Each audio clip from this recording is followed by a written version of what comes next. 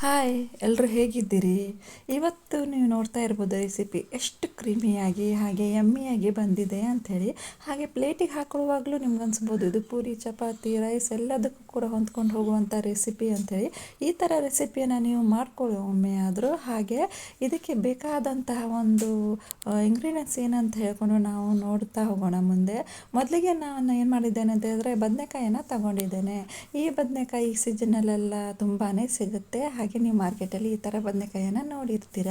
ಆನಂತರ ಆ ಬದನೆಕಾಯಿನ ನಾನೇನು ಮಾಡಿದ್ದೇನೆ ಅಂತ ಹೇಳಿದ್ರೆ ಒಂದು ಮೀಡಿಯಮ್ ಪೀಸಸ್ಸಲ್ಲಿ ಕಟ್ ಮಾಡ್ಕೊಂಡಿದ್ದೇನೆ. ಈ ಥರ ಕಟ್ ಮಾಡ್ಕೊಳ್ಬೇಕು, ಯಾವುದೇ ಕಾರಣಕ್ಕೂ ಬಾರೀಕ್ ಪೀಸಾಗಿ ಕಟ್ ಮಾಡ್ಕೊಳ್ಬೇಡಿ. ಆನಂತರ ಸಿಗಡಿ ಮೀನನ್ನು ಕೂಡ ನಾನು ಮೇಲಿಂದ ಸಿಪ್ಪೆಯನ್ನು ತಗೊಂಡು ಕ್ಲೀನ್ ಮಾಡಿಕೊಂಡು ಇಟ್ಕೊಂಡಿದ್ದೇನೆ. ಹಾಗೆ ನೀವು ಯಾವ ಬಾಣಲೆಯಲ್ಲಿ ಮಾಡ್ತೀರಲ್ಲ ಅದನ್ನು ನೀವು ತಗೊಳ್ಬೇಕಾಗತ್ತೆ.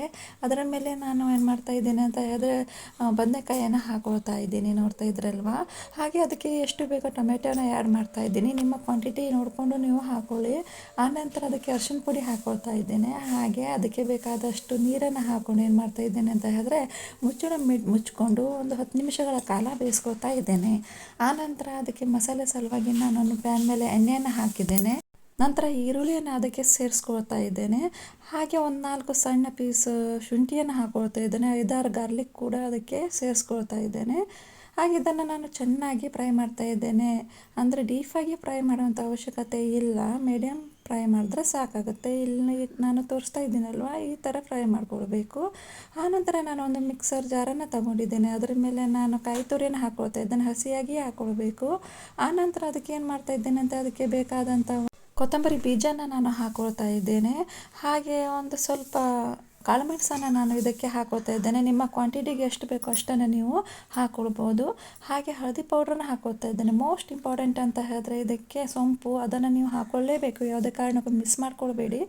ಹಾಗೆ ನಂತರ ಅದಕ್ಕೆ ಒಂದು ಸ್ವಲ್ಪ ಬಾಡಿಗೆ ಮೆಣಸಿನ್ಕಾಯಿನ ಸೇರಿಸ್ಕೊಳ್ತಾ ಇದ್ದೇನೆ. ಪೇಸ್ಟ್ ಮಾಡ್ಕೊಂಡಿರುವಂಥ ಒಂದು ಈರುಳ್ಳಿ ಪೇಸ್ಟನ್ನು ನಾನು ಆ್ಯಡ್ ಮಾಡ್ತಾ ಇದ್ದೇನೆ, ನೋಡ್ತಾ ಇದ್ದೀರಲ್ವ.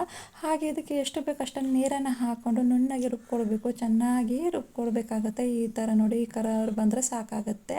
ಹಾಗೆ ಗ್ಯಾಸ್ ಮೇಲೆ ಎತ್ಕೊಂಡಿರೋಂತಹ ಒಂದು ಬದನೆಕಾಯಿನ ನೀವು ನೋಡ್ತಾ ಇರ್ಬೋದು ಎಷ್ಟು ಬೆಂದಿದೆ ಅಂತ ಹೇಳ್ಕೊಂಡು.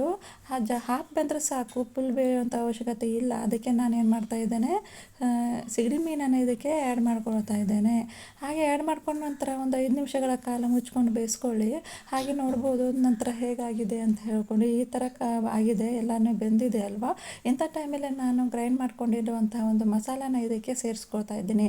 ತುಂಬ ತೆಳುವಾಗಿ ಮಾಡ್ಕೊಳ್ಳಿಕ್ಕೆ ಹೋಗಬೇಡಿ, ಸ್ವಲ್ಪ ದಪ್ಪಾಗಿ ಇರಬೇಕಾಗತ್ತೆ. ಯಾಕೆಂತ ಇದ್ರ ಬೆರಕೆ ಸಾರಲ್ವ, ಅದ್ರ ಸಲುವಾಗಿ ಸ್ವಲ್ಪ ದಪ್ಪನೇ ಇರಬೇಕಾಗತ್ತೆ. ಆನಂತರ ಇದಕ್ಕೆ ಬೇಕಾದಷ್ಟು ಉಪ್ಪನ್ನು ನಾನು ಸೇರಿಸ್ಕೊಂಡು ಒಂದು 5 ನಿಮಿಷಗಳ ಕಾಲ ಇದನ್ನು ಚೆನ್ನಾಗಿ ಬೇಯಿಸ್ಕೊಳ್ತಾ ಇದ್ದೇನೆ. ನಿಮಗೆ ನಾನು ಮುಂಚೆ ಹೇಳಿರ್ಬೋದು ಸೊಂಪನ್ನು ಹಾಕಬೇಕು ಅಂತ. ಯಾಕಂತ ಹೇಳಿದ್ರೆ ಬದನೆಕಾಯಿ ಆಗಲಿ ಅಥವಾ ಸಿಗಡಿ ಮೀನಾಗಲಿ ಇದಕ್ಕೆ ವಾಯುವಿನ ಅಂಶ ಜಾಸ್ತಿ ಇರೋದ್ರಿಂದ ನಾವು ಸೊಂಪು ಹಾಕೋದ್ರಿಂದ ಇದಕ್ಕೆ ತುಂಬಾ ಚೆನ್ನಾಗಾಗತ್ತೆ. ಹಾಗೆ ನಮಗೆ ಆರೋಗ್ಯಕ್ಕೂ ಕೂಡ ತುಂಬಾ ಒಳ್ಳೆಯದು. ಅದ್ರ ಸಲುವಾಗಿ ಹೇಳಿದ್ದೆ. ಹಾಗೆ ನೀವು ನೋಡ್ಬೋದು ಯಾವ ಥರ ಗ್ರೇವಿ ಆಗಿದೆ ಅಂತೇಳಿ. ಅದ್ರ ಮೇಲೆ ನಾನು ಕೊತ್ತಂಬರಿ ಸೊಪ್ಪನ್ನು ನಾನು ಹಾಕ್ತಾ ಇದ್ದೇನೆ. ಆನಂತರ ನಿಮಗೆ ತೋರಿಸ್ತಾ ಇದ್ದೇನೆ ಎಷ್ಟು ತಿಕ್ಕಾಗಿ ಎಷ್ಟು ಚೆನ್ನಾಗಿ ಬಂದಿದೆ ಅಂತಾರೆ. ಗ್ರೇವಿ ಅಂದರೆ ಇದೇ ಥರ ಬರಬೇಕು. ಬೆರಕೆ ಗ್ರೇವಿ ಅಂತ ಹೇಳಿದ್ರೆ ಇದೇ ಒಂದು ತಿಕ್ನೆಸ್ ಅದಕ್ಕೆ ಇದ್ದರೆ ಸೂಕ್ತ. ಹಾಗೆ ನಾನು ಪ್ಲೇಟಿಗೆ ಹಾಕ್ಕೊಳ್ತಾ ಇದ್ದೇನೆ. ಆನಂತರ ಇದನ್ನು ನೋಡುವಾಗಲೂ ಅನಿಸುತ್ತೆ ಇದನ್ನು ಯಾವಾಗಪ್ಪ ತಿನ್ನೋದು ಅಂತ ಹೇಳ್ಕೊಂಡು. ಹಾಗೆ ನೀವು ಈ ಥರ ಒಂದು ರೆಸಿಪಿನ ಮಾಡ್ಕೊಳ್ಳಿ. ಹಾಗೆ ಮುಂದಿನ ಒಂದು ವಿಡಿಯೋದಲ್ಲಿ ನಾನು ಸಿಗ್ತೇನೆ. ಅಲ್ಲಿ ತನಕ ನನ್ನ ಒಂದು ವಿಡಿಯೋ ನೋಡ್ತಾ ಇರಿ, ಮಾಡ್ತಾ ಇರಿ ರೆಸಿಪೀಸ್ಗಳನ್ನು. ಹಾಗೆ ಈ ವಿಡಿಯೋನ ಲೈಕ್ ಮಾಡಿ, ಶೇರ್ ಮಾಡಿ, ಕಾಮೆಂಟ್ ಮಾಡಿ, ಹಾಗೆ ಸಬ್ಸ್ಕ್ರೈಬ್ ಕೂಡ ಮಾಡ್ಕೊಳ್ಳಿ. ಅಲ್ಲಿವರೆಗೂ ಬಾಯ್.